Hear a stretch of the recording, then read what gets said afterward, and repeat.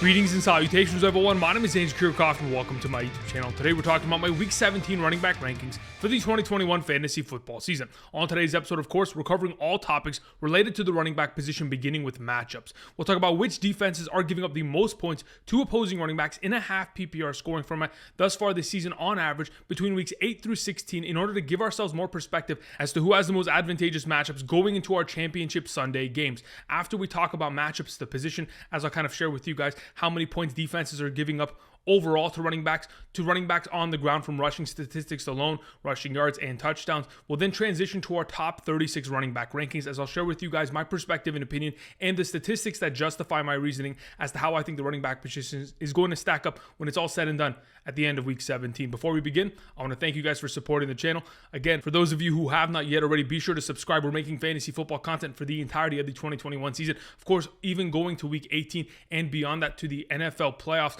Again, there's going to be a lot of fantasy to play even after our respective seasons are done. So for those of you who are interested in playing fantasy even after your regular season is done, go ahead and check out Underdog Fantasy. There's a link down in the description of the video. You can go ahead, draft best ball teams for the NFL playoffs, play pick'ems, play weekly contests for this upcoming weekend Sunday Battle Royale. There's a lot of fun to be had. So go ahead, use promo code Andrew today at Underdog Fantasy. When you sign up, Underdog Fantasy is willing to match up to $100 of your first deposit. Very generous offer for those of you trying to get involved and continuing to play fantasy football the underdog way. All right, let's go ahead and let's transition immediately to the running back position and let's talk about matchups going into week 17. Again, we talk about matchups every single week because of how much value it really does hold when defenses like the Miami Dolphins are giving up the fewest amount of points to opposing running backs in the last 8 games. Of course, we expect Alvin Kamara, like he did last night, to struggle, especially with a backup quarterback. But in certain circumstances, we have to play our studs. And in that case, yes, many of us got burned. And if you somehow manage to survive and make your way into a Week 17 championship contest despite the performance of one Alvin Kamara, then congratulations, you've dodged a bullet per se. But either way, I want to go ahead, talk about some of the more advantageous matchups. As you can see, the Pittsburgh Steelers, New York Jets, Houston Texans, Las Vegas Raiders, Seattle Seahawks, they are giving up the most points to opposing running backs in a half PPR scoring format as of the last 8 weeks of the season. And of course, in comparison to earlier this season, a lot of these teams are typically on the same page as they were. The New York Jets all season long have been bad, but just most recently, the Pittsburgh Steelers have somehow, some way eclipsed them in terms of giving up the most points to opposing running backs based on the recent performances of running backs against their defense. Does bode well for a player like Nick Chubb, to say the very least. But either way, in terms of the other end of the spectrum, being able to stop opposing running backs, the Eagles, Tennessee Titans, like I mentioned earlier, Miami Dolphins, the Baltimore Ravens, and the New Orleans Saints, they have done a really good job all season long at stopping running backs. But most recently, we've seen a couple performances kind of slip through the cracks as of the last couple weeks. Of course, Joe Mixon went for a huge game against Baltimore. We saw the Tennessee Titans give up good amount of points to Jeff Wilson Jr. Overall, these are typically going to be the tougher matchups. But if a running back is able to produce, it's mainly going to be based on getting into the end zone and finding that 6-point influx. Now, in terms of giving up points on the ground alone, weeks 8 through 16 running back rushing stats allowed, we can see that very similar to the very left side of the screen, the teams that are giving up the most points to running backs typically can't stop the run.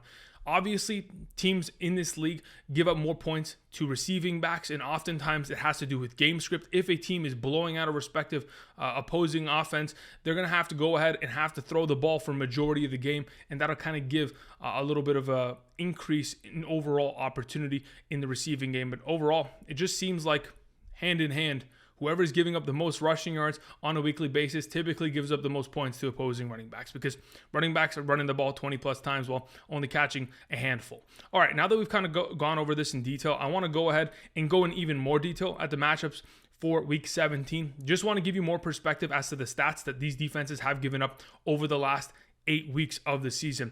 So you can pause it, you can go ahead and dive deeper. Like I mentioned earlier, touchdowns matter, receptions matter, rushing yardage is always going to be a tricky subject, especially against some of these better defenses like the Tennessee Titans, who have only given up 415, while a team like the Pittsburgh Steelers have given up 3 times as many yards on the ground. Crazy stats overall, but either way, just wanted to go ahead and throw this out there to help you guys make the most educated decisions going into your Week 17 matchups. All right, now that we've covered that, let's go ahead and let's transition to our top 36 running back rankings on the week. This should be short and sweet because a lot of the players that we are starting are automatics, especially when we get into Championship Sunday. We want to play our studs, but we also want to play guys that are going to win us a championship and who give us the most potential for upside.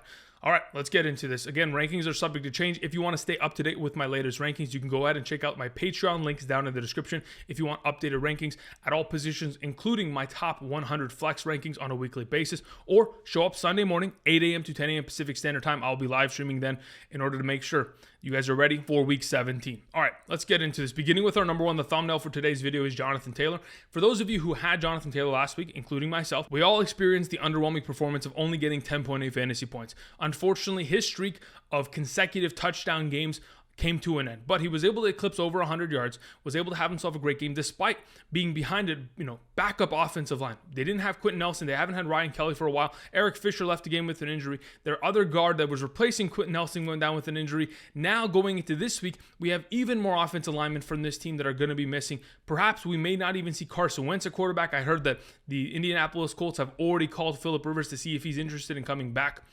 I don't know what's going to happen, but as of right now, we already know we're starting Jonathan Taylor. He's the best running back in fantasy. But let's just put this in perspective. If he's still behind a backup offensive line and has a backup quarterback under center, I still have enough trust in him because of the matchup this week, taking on the Las Vegas Raiders, giving up the fourth most points to opposing running backs. Last season in 2020, he took on the Las Vegas Raiders, and he went for 29.5 fantasy points. He went for 150 yards and 2 touchdowns on 20 carries, 2 catches on 2 targets for 15 yards. Of course, Jonathan Taylor is a next-level back. We'll trust him to carry our team to the championship. Moving on to Dalvin Cook, our number 2. Dalvin Cook has a storied history against the Green Bay Packers, of course, a division rival, but man, has he found success as of late against them. In the last 4 games against the Green Bay Packers in Dalvin Cook's career, he has averaged 29.13 fantasy points per game in a half PPR scoring format. On top of that, earlier this season in Week 11, they took on the Green Bay Packers, and he put up 21 fantasy points in which he had 22 carries for 86 yards and a touchdown, 4 targets, 3 catches, 29 yards. Overall, a great overall performance. But the reason why he's been averaging so many points against this defense as of late is because in the last 4 contests that he's played against them, he has scored a total of 8 touchdowns. When you're able to find the end zone at that capacity, by all means, of course, you're going to find success. Now, going into this week, I know Green Bay's defense isn't typically known for giving up a lot of points to opposing running backs, but boy, Nick Chubb have himself a great game of 25.9 fantasy points. Just want to put it in perspective. The scheme in which the Cleveland Browns run is Kevin Stefanski as their offensive coordinator / head coach. The entire approach is going to be almost identical as to what the Minnesota Vikings and their offensive coordinator Kubiak wants to run, because Kevin Stefanski used to be the former offensive coordinator of the Minnesota Vikings, and they've gone ahead and they've kept that entire scheme for their running game as is. They haven't changed it despite the fact that Kevin Stefanski left from the Minnesota Vikings to the Cleveland Browns. So it should be almost identical. They should find very similar success, and Dalvin Cook should be a great play this week. Moving on, we have Austin Ekeler as our number 3. As we expect him to return, I think this upcoming weekend's matchup against Denver could be considered something of a difficult matchup, but in my opinion, it's not really going to be. Earlier this season against the Denver Broncos, Austin Ekeler already had himself a great game in which he put up 18.9 total fantasy points. Throughout his career against the Denver Broncos, he has found success because typically Denver Broncos give up a lot of work in the receiving game. This season already, in the last 8 weeks, the Denver Broncos have been giving up an average of 5 receptions and 50 yards to opposing running backs on a per game basis. So that's obviously going to trickle into the overall upside of Austin Ekeler, on top of the fact that this is a humming offense that sure will be missing a couple pieces, but that only helps the contributions of Austin Ekeler as the opportunity continues to knock for him. Last week, in his absence, Justin Jackson obviously proved to us why this running back position for the Los Angeles Chargers is so valuable, as Justin Jackson went for 30.2 fantasy points. Many of us benefited from the fact that not only did he score 2 touchdowns on the ground, but he had 9 targets, 8 catches for 98 yards. If you get that kind of opportunity to Austin Ekeler, imagine the amount of work he's going to be able to put in. I think he'll be in a pretty good position this week, and hopefully we'll be able to stop their division rivals in the Denver Broncos. Moving on, we have our number 4, Nick Chubb. I mentioned him a little bit earlier in regards to Dalvin Cook. Of course, he's coming off of a 25.9 point fantasy point performance against the Green Bay Packers, and this week he has the easiest matchup at the running back position. The Pittsburgh Steelers giving up 29.03 half PPR fantasy points to opposing running backs since week 8. Overall, of course, Nick Chubb in the last 2 weeks has been incredible. Obviously, the game in which he played against the Las Vegas Raiders could have had a second touchdown. That holding call called that back. That drive then later turned into a touchdown for Harrison Bryant. But overall, I think Nick Chubb is in a perfect position. Even with Kareem Hunt returning from the injured reserve, there's a very good chance that Nick Chubb goes off. I mean, just recently, the Kansas City Chiefs went for 125 rushing yards and a touchdown while going for 7 catches, 95 yards just from their running backs this last week. Tennessee the week prior, 183. rushing yards and had 62 receiving yards on 9 catches against Pittsburgh. And in Minnesota, the week prior, we all saw that Thursday night game in which Dalvin Cook dominated. That backfield went for 232 rushing yards, 2 rushing touchdowns, and 1 catch for 17 yards. This team cannot stop running backs. They have not been able to do so all season long. And I think Nick Chubb is in a perfect position for a league-winning championship performance. Moving on to our number 5, we have Joe Mixon of the Cincinnati Bengals. My goodness, did Joe Mixon go for an unbelievable game? I mean, as of late, he's kind of been a roller coaster. Since week 8 of the 2021 fantasy football season, he started off with 4 consecutive performances of catching in on 2 touchdowns per game and 23 fantasy points per game plus. On top of that, then he followed those 4 games with 3 performances of less than 10 fantasy points, which kind of left us in a position where could we trust Joe Mixon, especially going against the Baltimore Ravens defense? And boy, did he deliver on a game in which he put up 28.5 fantasy points. I'll be the first one to tell you, I didn't see a 28-point performance coming out of nowhere against the Baltimore Ravens defense. But man, the Baltimore Ravens couldn't stop a singular soul, whether it was Burrow, Boyd, Chase, Higgins, and of course, Joe Mixon, who had himself a fantastic performance. Now, this week against Kansas City, they're going to be put to the test. This is almost a playoff game for this team. Not only are they trying to make the playoffs, but they're playing against the number 1 team in the AFC, the Kansas City Chiefs. This is a pure test for them, and I think all hands on deck, they will be able to deliver. Joe Mixon, another one of these stud running backs. We got to keep him in our lineup. Moving on. We have Ronald Jones as our number 6. Ronald Jones taking on the New York Jets, the second easiest matchup at the position. Of course, Ronald Jones is coming off of a week in which he had 15 fantasy points. Unfortunately, could have had more points. If Keyshawn Vaughn didn't go for that 55-yard touchdown and Ronald Jones trickled down the field, was giving himself a couple catches like he did. I mean, prior to the play that Keyshawn Vaughn ran for that touchdown, we saw Ronald Jones go for a 13-yard reception. And then he gets pulled out, and all of a sudden, Vaughn's going for 55 yards. There could have been more points. There could have been more opportunity for Ronald Jones. But either way, I think he'll be able to deliver against the Jets this upcoming week. Most recently, they have given up unbelievable performance. Ogunbowale this last week went for 14.2. Duke Johnson the week prior, 25.2. Philadelphia's backfield, 174 and a touchdown, 8 catches for 55. This is going to be a free matchup. Ronald Jones, an easy start for this week. Moving on to Alvin Kamara, number 7. Alvin Kamara takes on the Carolina Panthers, the 7th easiest matchup at the position. Like I mentioned it last week, Carolina cannot stop the run as of the last 8 weeks, and that is going to continue to be a trend. And hopefully, if Taysom Hill or Trevor Siemian is going to be back for this offense this week, we'll see a completely different Alvin Kamara, because with Ian Book, an inexperienced quarterback that truly shouldn't have played last night, it was obvious that Alvin Kamara was kind of thrown under the bus. He really wasn't able to get anything going. And though he was able to muster up 6.9 fantasy points in a half PPR, truly I expected less after I saw the first couple drives of that game. Either way, the Carolina Panthers, they gave up a bunch of points again this last week, 135 rushing yards and 2 touchdowns to the Tampa Bay Buccaneers. Singletary went for 86 and a touchdown most recently. Of course, we saw the Miami Dolphins, 108 yards and 2 touchdowns on the ground. The Atlanta Falcons went for 125 and a touchdown, 7 catches for 43 yards. My goodness, is this Carolina Panthers matchup an advantageous one for Alvin Kamara? Hopefully, he'll be ready to go.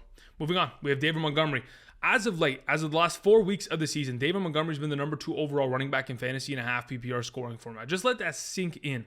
David Montgomery's been incredible, and hopefully he's going to carry us to a fantasy championship once again this week.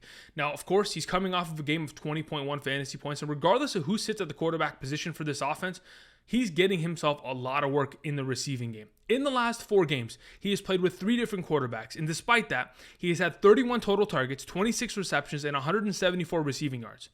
I mean, the fact that he's getting almost 8 targets per game and at least a minimum of 6 receptions per game, that is an unbelievable statistic, especially for a running back of this caliber. That kind of opportunity will continue to raise his overall upside, and in a PPR, David Montgomery's dominating. Not only that, last season he took on the New York Jets, who currently this year are giving up the 10th most points to opposing running backs. Last year, of course, he went for 20 fantasy points against them in week 2. I think he'll be able to deliver another similar performance. Unfortunately, this last week, overall upside was limited because of the fact that Khalil Herbert came into the game, ran for a 20-yard touchdown down in the red zone. And if that went to David Montgomery, my goodness, well, we have seen a 30-point performance to say the very least. But either way, I think he's in a very good position to continue to dominate this week. Moving on to Najee Harris, another one of these running backs that I have a lot of faith in. He's coming off of a 13.5 fantasy point performance in a game in which the game script really didn't serve him well. But either way, Najee Harris this week taking on the Cleveland Browns, the 11th easiest matchup at the position. Earlier this year in week 8 against the Cleveland Browns, he put up 19.5 fantasy points. And I honestly am expecting something similar to that. This season already, When Najee Harris has been given the opportunity that he deserves, he is delivered on a weekly basis. While on other hands, when he's not given, RB1 workhorse running back opportunity, he doesn't perform as much. But that makes sense. Like I always talk about, opportunity leads to success in fantasy football, and this is the case. When Najee Harris has been given 20 or more touches this season, he's averaged 18.29 half PPR fantasy points per game. While this season already, when he's been given less than 20 opportunities per game in the 5 games that he's played, he's only averaged 9.04 fantasy points per game. Again, opportunity is everything, especially for a running back in an offense that is so dependent on the game script being in their favor in order to get their running back into the mix and find success with him. Either way, I think Najee Harris, this will be a closer matchup against the Cleveland Browns, and hopefully in Big Ben's last home game as a Steeler, they're able to pull out a victory. Moving on, we have Elijah Mitchell as our number 10. I don't know if he's going to play, but if he does, my goodness, the Houston Texans matchup is one of the easiest, giving up the 3rd most points to opposing running backs. Justin Jackson just went for 30 fantasy points against them very easily, might I add. Elijah Mitchell is a great running back, and similar to the conversation I just had regarding Najee Harris, this is a running back that when he's given opportunity, he succeeds. This season, when he's given 20 or more touches, 14.91 fantasy points per game, while less than 20 touches in a singular game, the 2 contests that he's performed in, he's averaged 7.05 fantasy points per game. I think he will be in a position in which he'll go ahead, get the ample opportunity like we've seen. The last 3 starts that we've seen from Elijah Mitchell in this 49ers offense, he's gotten a minimum of 25 plus touches overall. So as long as the opportunity is there, by all means, he'll be able to deliver. In his absence, of course, Jeff Wilson Jr. and Deebo Samuel, they've been great. They've combined for 67 rushing attempts, 309 yards, and 4 rushing touchdowns in the last 3 games. That's 18.3 fantasy points per game just from rushing statistics alone from those 2 that I think, of course, Elijah Mitchell can come back in, absorb that value, and deliver against a very bad defense. On top of it, if Trey Lance is going to be the starting quarterback, that just continues to open up the running game. If you're going to run anything read option related, in which the backside defensive end has to respect the fact that Trey Lance can keep the ball and run, then of course it allows backside defensive ends not to run down the play and make a play on Elijah Mitchell if in fact the front side gets stuffed. Overall, I think it opens up more opportunity for this offense. Elijah Mitchell's in a great position this week. Moving on to Aaron Jones, another stud running back that we have to start. And despite the fact that, yes, 11.2 fantasy points on Saturday against the Cleveland Browns was an underwhelming performance, I'm not too worried about it. He takes on the Minnesota Vikings this week. And in the last 3 games that he has played against the Minnesota Vikings, Aaron Jones has been nuclear, averaging 21.87 fantasy points per game in a half PPR scoring format. That kind of overall productivity, I mean, that's the thing that we want to see from Aaron Jones on a weekly basis. But as of late, it's been more of a 60-40 split with A.J. Dillon. And as long as that's going to be the case, there will be less and less opportunities. But getting himself 17 total touches, all he really needed to do was accompany his performance last week with a touchdown, and we'd have no complaints. And I'm hoping that's going to be the case this week, as he'll be able to score, get his ample opportunity, and deliver a championship for us. Moving on to Rashaad Penny, our number 12. I think Rashaad Penny could end up being the player that determines many of our fantasy weeks. If you have Rashaad Penny on roster, I think he is an absolute league winner. Despite the fact that, of course, he had himself an underwhelming performance against the Los Angeles Rams, his last 2 really good performances in which he's been given ample opportunity, he's delivered. Last week, 17 carries for 135 yards and a touchdown, 19.5 fantasy points against the Chicago Bears. Of course, earlier this season against the Houston Texans, went for 16 carries, 137 yards, and 2 rushing touchdowns for 26.3 fantasy points. In the last 3 weeks of the season, he's been the number 1 overall running back in fantasy. He is delivered on a weekly basis, and better late than never.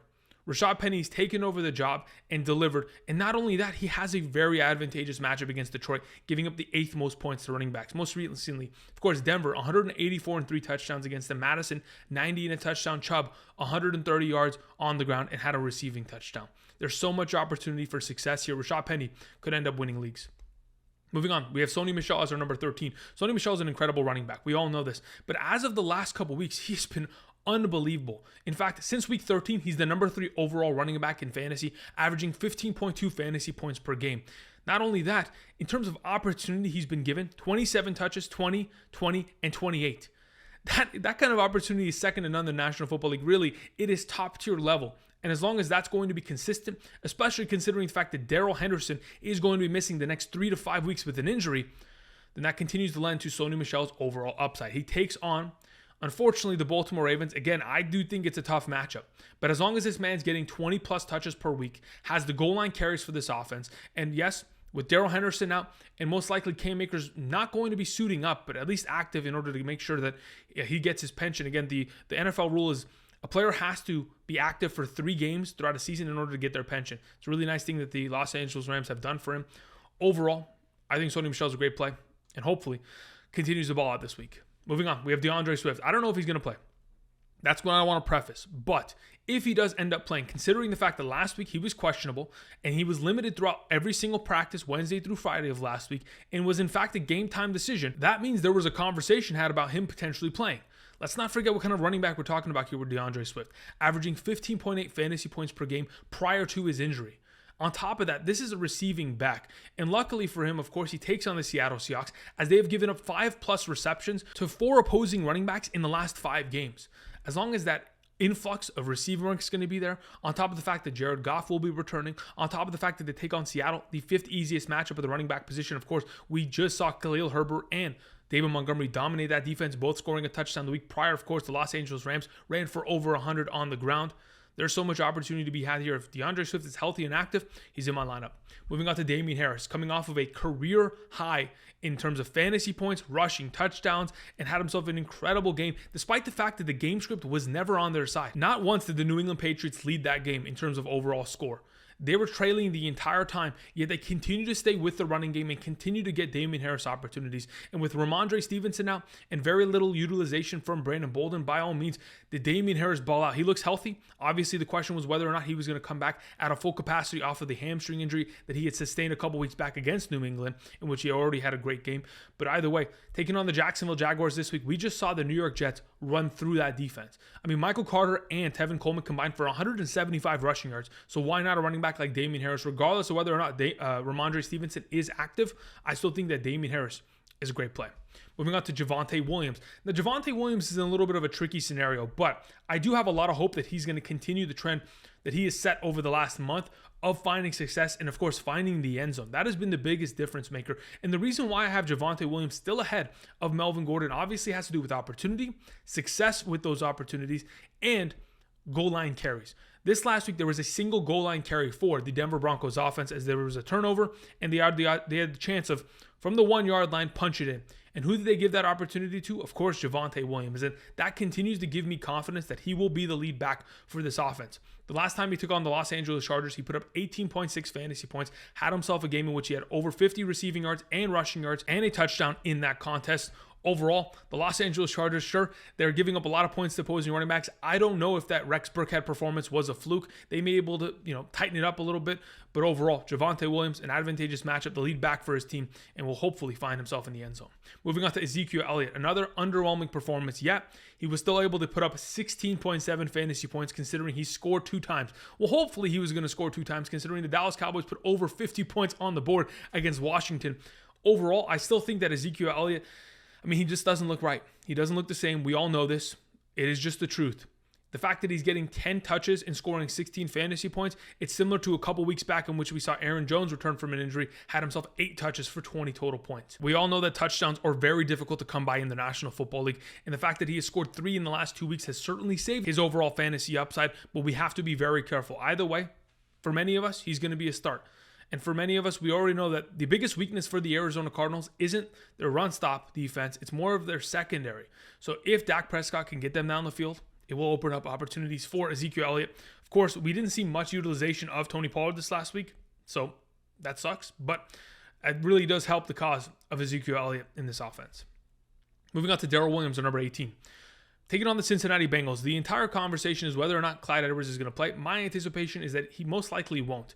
And why do I have Darrel Williams at number 18 ahead of a lot of other running backs that I will be mentioning, but maybe deserve it more? But let's just put this in perspective. Darrel Williams, when Clyde Edwards-Helaire has been absent this season, in those 5 games, Darrel Williams has averaged 15.4 fantasy points per game in a half PPR scoring format, in which he's averaged 13.8 carries for 48.8 rushing yards, 5 targets, 4.8 receptions, 45 receiving yards, and 0.6 touchdowns. So if he's able to find the end zone, average about 15 fantasy points per game, I'm thinking there's a very good chance he can score against Cincinnati, find himself a lot of work in the receiving game like he does every single week, regardless of whether or not Clyde Edwards is active. The Kansas City Chiefs have such a great offense that regardless of what they put in the backfield, it's going to find success. It's almost identical to the scenario in which If you guys remember, in 2018, Kareem Hunt got suspended. Damien Williams came in and took over that backfield. And regardless of Kareem Hunt not being there, Damien Williams found success because touchdowns were there, opportunities were there, and the offense continues to score. Moving on, we have Devin Singletary as our number 19, taking on the Atlanta Falcons, the 12th easiest matchup at the position. The thing that I wanted to mention regarding Devin Singletary is that in the last 2 weeks, he's put up 16 plus fantasy points in each game, but it mainly has to do with the fact that he's been given ample opportunity. This season already, when he is given 15 or more touches per game, he's averaging 12.58 fantasy points per game, and in those contests, it's about 12 rushing attempts minimum. So as long as he's getting those kind of numbers, then by all means, this streak in which we're seeing him consistently score. I mean, in the last 3 games, he's put up over 11 fantasy points per contest, and that continues to lead to me thinking, of course, Devin Singletary taking on this Atlanta Falcons defense that really can't stop anyone, whether it is through the air or on the ground. He's going to find himself a lot of success here. We're seeing weeks in which Matt Breida, Zach Moss, they're healthy scratches. They're not playing in certain contests, and even when they're playing, they're not getting many touches. It's all Devin Singletary all the time, and that's what they need to find success in this playoff specifically, but I'm glad that they're doing that and they're establishing it now at the end of the 2021 regular season. Moving on to Josh Jacobs. Now, the issue that I have with Josh Jacobs isn't that he's not, performing well. He's great. I mean, 27 carries for 129 yards. That's fantastic, but he's having a little bit of a fumbling issue, and I'm beginning to kind of suspect that fumbling issue is, of course, giving more credence to the idea that they should be playing Peyton Barber and Jalen Richard more and more every single week, and their involvement has increased. I mean, Peyton Barber stole a touchdown this last week, and if he doesn't, Josh Jacobs puts up 17 fantasy points, and we're not complaining. But that is a thing that is beginning to worry me. Taking on the Indianapolis Colts, again, it is a tougher matchup. We've talked about it. Besides that, one game against the Tampa Bay Buccaneers in which, of course, Fournette and Ronald Jones both found the end zone multiple times, there's an issue here that they really haven't given up much on the ground. Sure, last week, Chase Edmonds had himself a great overall game, but that's really it. There really hasn't been that many great performances against that defense. Josh Jacobs will be given ample opportunity, and hopefully that'll be enough to get him an overall great performance. Moving on, we have Antonio Gibson taking on the Philadelphia Eagles, the 3rd toughest matchup at the position. Last time he took on the Philadelphia Eagles, it was in week 15. They had a backup quarterback, and yet he was still able to put up 15.5 fantasy points, which gives me hope. But the only reason he scored that touchdown was because of a Jalen Hurts interception and very close field positioning to the end zone. They punched it in, and that was it. He's still dealing with a toe injury. He is still dealing with a scenario in which his team just can't really find a rhythm. They're getting blown out by the Cowboys in 2 out of the last 3 weeks. And, as long as that continues to be the case and the game script is not on their side, yes, he's going to, continue to manage having to rely upon touchdowns. And if that's going to be the case, we're in a little bit of trouble. But luckily, he has a nose for the end zone, and he has, the ability to at least get himself there and get himself over 10 fantasy points. And with that being the case, we have him here at number 21 despite a difficult matchup on hand. Moving on to James Conner, our number 22. James Conner is in a very tricky scenario. If he plays this week, luckily, last week, they didn't use him, and that gives us more of a chance at least to see him play this week for those of us who have him and were able to survive to get to our championship Sunday games. In the 5 games without Edmonds in the lineup, he was averaging 23.44 fantasy points per game. In the 9 games in which he has had Chase Edmonds in the lineup, he only averages 10.86 fantasy points per game. That's what I anticipate. Despite the fact that they take on the Dallas Cowboys, Dallas has given up their fair share of points to running backs. I mean, Josh Jacobs, 87 and a touchdown on that Thursday Turkey game. Of course, recently the New York Giants went for 124 rushing yards between Booker and Saquon Barkley. So there's certainly a lot of potential there. I'm just a little bit concerned about Chase Edmonds digging into his opportunity. Sure, James Conner will find the end zone, but is there going to be enough outside of that to get him into the top 12 conversation? I don't think so. Moving on to Chase Edmonds. Now, the other end of this conversation, if Chase Edmonds ends up being the lone back of this offense, then he is obviously a top 10 running back. I mean, he's coming off of a week of 22.7 fantasy points, 8 catches, 71 yards. Hopefully that kind of opportunity to him kind of opens up their mind to thinking, okay, if Rondale Moore's injured and James Conner's still, beat up a little bit here, let's go ahead and let's give Chase Edmonds the full reign of workload on 3rd downs and let him play in the slot, let him play out wide, let him play out in the backfield, move him around and give him opportunities because he certainly can deliver on them. So again, if he's by himself in this backfield, the lone back, he's a top 10 running back, but otherwise, both these guys will suffer considering the other one's participation in the offense. Moving on to Melvin Gordon at number 24. Melvin Gordon has a very kind of similar situation, which considering Javonte Williams is there, he's obviously going to suffer in terms of his overall opportunity and upside. But the thing that I wanted to mention, besides the fact that Burkhead went for an insane 149 yards and 2 touchdowns against that defense, and the Los Angeles Chargers are giving up the 9th most points to opposing running backs. They've truly been terrible all season long to opposing running backs. Going back to week 1, it doesn't really matter. The entire conversation is, where does this Broncos offense go, especially if they don't have Teddy Bridgewater at quarterback? If they have Drew Lock once again, it's going to be running the ball and finding success there or bust. And that's pretty much what their season has been. Their only saving grace as an offense has really been running the ball. And if that is not going to be present and they're not going to find success there, especially considering last week they had a great matchup and Melvin Gordon only put up 7 carries for -4 yards. If that is going to be a similar, factor this week, then Melvin Gordon will be in jeopardy of potentially not being a top 24 back. But hopefully that's not going to be the case. They'll run the ball effectively and efficiently and put up great fantasy numbers. Moving on to our RB3 conversation, beginning with Cordarrelle Patterson. This may be the lowest I've ranked Cordarrelle Patterson in a couple months here, but it really deserves it. As of the last 2 weeks, he has had 18 rushing attempts for 32 yards. That is a 1.78 yard per carry average. On top of that, in the last 2 games, he only has 3 catches for 4 yards. He has done absolutely nothing except for scoring the occasional touchdown, and as of late, really hasn't gotten as much utilization as teams have kind of figured out how to stop Cordarrelle Patterson out of this backfield. Of course, Mike Davis getting more implementation, the occasional, Wayne Gallman back in the day prior to him, moving to a different team, Quandre Ollison, being involved, obviously hurts Cordarrelle Patterson's upside.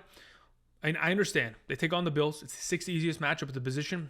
I still don't think that Matt Ryan and this offense are going to be able to move the ball. Hopefully, Cordarrelle Patterson can serve as a flex option and score a touchdown, get over 10 points. But outside of that, it's a very tricky scenario here. Moving on to Saquon Barkley. Now listen, I think the matchup's great. The Chicago Bears, as of late, have shown that they have some weaknesses in terms of stopping the run. Specifically this last week, Rashaad Penny, 135 yards and a touchdown. The week prior, Dalvin Cook, 89 rushing yards. Of course, the week prior to that, the Green Bay Packers duo of A.J. Dillon and Aaron Jones went for 106 rushing yards and a touchdown, 30 yards receiving and a touchdown. James Conner, 75 yards on the ground against this defense, 36 receiving yards and a touchdown. That one-handed grab, they went for a receiving touchdown. One of the nicer plays this season. Either way, I understand Saquon is not, a trustworthy option. If you have him on roster, he's probably better than some of these other waiver wire pickup guys. I mean, obviously, this entire offense is in, complete shambles. They have Jake Fromm starting at quarterback. Hopefully, it'll go back to being Glennon. That'll obviously increase his overall upside based on the receiving work. But yeah, we don't expect to see Daniel Jones, so Saquon's in a little bit of trouble. Moving on to Jordan Howard, another one of these players, like I just mentioned, is going to have great opportunity and is a waiver wire player that could end up taking over, your potential flex spot this week, depending on what you're in need of. The thing that I wanted to mention, Jordan Howard, from weeks 8 through 10, when Miles Sanders has been absent, was averaging 13.03 fantasy points per game, and he had 41 touches in those 3 contests. As long as he is being given opportunity, of course, he'll succeed. They take on the Washington football team in week 15.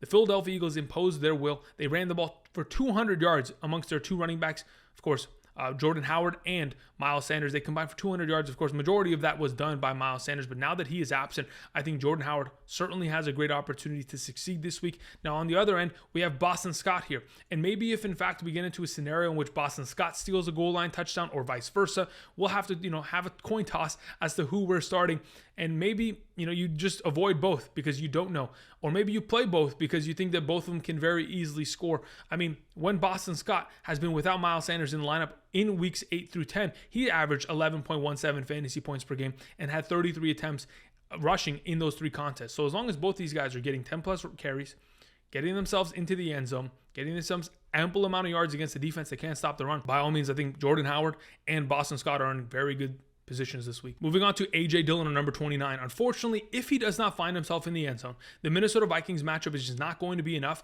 to get him enough touches to at least serve as a 10 plus point play. And with that being the case, I'm a little bit worried about A.J. Dillon. I think he may be a guy that you want to avoid this week, but we'll have to wait and see. I mean, when he had the opportunity to play against the Minnesota Vikings as the lone back of this offense, he barely mustered up 10 fantasy points. That gives me some concern. I think Minnesota's got a pretty good team, and they'll be able to keep this as a close matchup. May avoid, Green Bay from running the ball very much and giving A.J. Dillon opportunities, especially considering he's only playing about 40% of the snaps. It's tough to see him have himself, an incredible performance with the limited amount of opportunities he's being given. Moving on to Devonta Foreman. He takes on the Miami Dolphins defense. It is the toughest matchup. I mean, obviously, they dealt with a pretty tough matchup last week in San Francisco. Devonta Foreman had 9 carries for 17 yards. Luckily scored a touchdown to save his week. Obviously, he's the goal line back, and he'll be given those touches. But on top of it, Dontrell Hilliard, Jeremy McNichols breathing down his back, trying to take away carries and receptions. Moving on to Michael Carter taking on the Tampa Bay Buccaneers. Now, despite the fact that Michael Carter is coming off of 118 rushing yards and 2 catches for 6 yards, his only saving grace this week will be if, in fact, he's going to dominate in the receiving game. I don't think that the New York Jets will be able to compete with the Tampa Bay Buccaneers in any sort of capacity. That defense will be swarming Zach Wilson, and that's going to force him to get the ball out of his hands, and hopefully Michael Carter will be ready to catch the ball as many times as he can. Ty Johnson, of course, continues to be a healthy scratch and not play and be active in these games. Michael Carter hopefully catches the ball more than a handful of times. Moving on, we have Devonta Freeman. Now, regardless of who's at the quarterback position, I think the running game for the Baltimore Ravens has pretty much just been abandoned as of late, considering the fact that they have been in scenarios where they have to score and they have to keep up with the opposing team. I think that's going to be the case this week as they take on the Rams, one of the better defenses in terms of stopping the run, giving up the fewest yard per carry average as of the last 8 weeks of the season, on top of the fact that that Rams offense will be able to hum against this secondary of Baltimore, like kind of leaving, Devonta Freeman in a position where if he doesn't score a touchdown like last week, he gets himself a handful of fantasy points and pretty much does us dirty.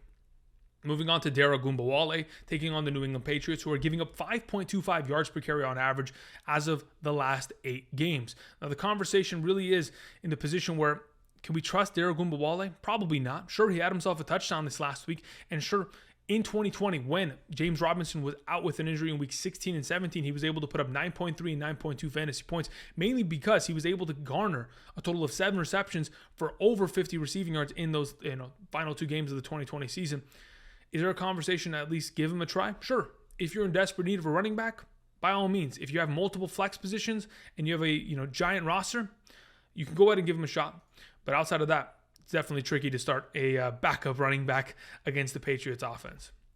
Moving on to Rex Burkhead. I honestly think that Rex Burkhead had a little bit of a fluke game. If he wants to prove me wrong, by all means, but I'm not going to suggest you play Rex Burkhead in your championship game. Similar to the way that I didn't suggest him last week. Despite the fact that he could have a great matchup, it is still going to be extremely difficult for an offense like the Houston Texans to just consistently put up those kind of performances. And luckily, they were up the entire game. And they really just had to run the ball in order to kill clock and win that contest. And that's what they did effectively at that.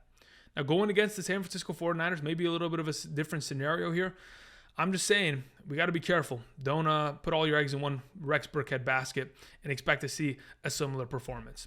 Moving on to Jeff Wilson Jr., I think he'll be able to deliver even with Elijah Mitchell in his backfield. I think they'll definitely give him some carries. Houston is really bad in terms of stopping the run, and I think this 49ers team takes an early lead and continues to run the ball in the second half. Moving on to our final running back, it is Keyshawn Vaughn.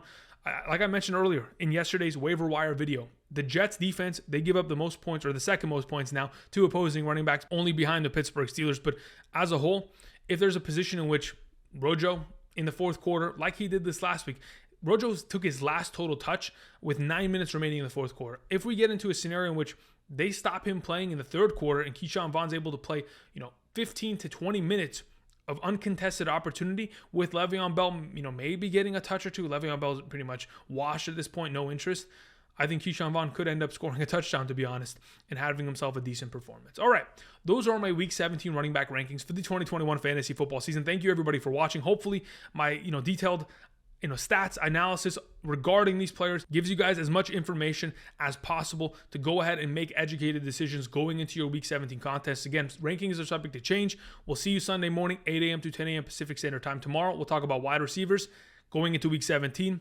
Click the like button down below. Subscribe if you haven't already. Check out Underdog Fantasy and use promo code Andrew today. Not only does that promo code get you a deposit match up to $100 via Underdog Fantasy when you sign up using promo code Andrew, but it also supports me in the channel and continues to help us grow. Thank you, and until tomorrow, I'll see you guys. Peace.